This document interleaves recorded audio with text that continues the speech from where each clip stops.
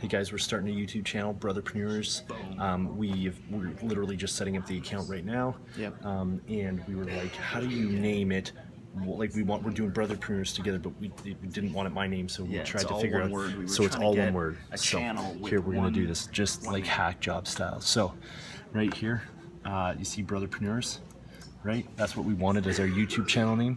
The problem was that it was always going when you go to the channel. Here it would show up brother, you know, if your first and last name, right? Last name, yeah. So let's go here. So it says Brandon Olson here. You hit edit on Google. Brotherpreneurs as first name. Now last name. It's gonna always ask you for a last last name. It will always ask you for a last name. So let's zoom in here a bit. It will always ask you for a last name. So the trick is put in a period. That's Google it. Doesn't recognize periods. Doesn't recognize them. Even in Gmail, doesn't recognize them. Change name, yes please, boom. Yeah, change name, boom. Brotherpreneurs, no period, there we go. All one word.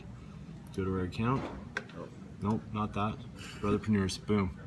Done, right there. That's how it's done. Bam.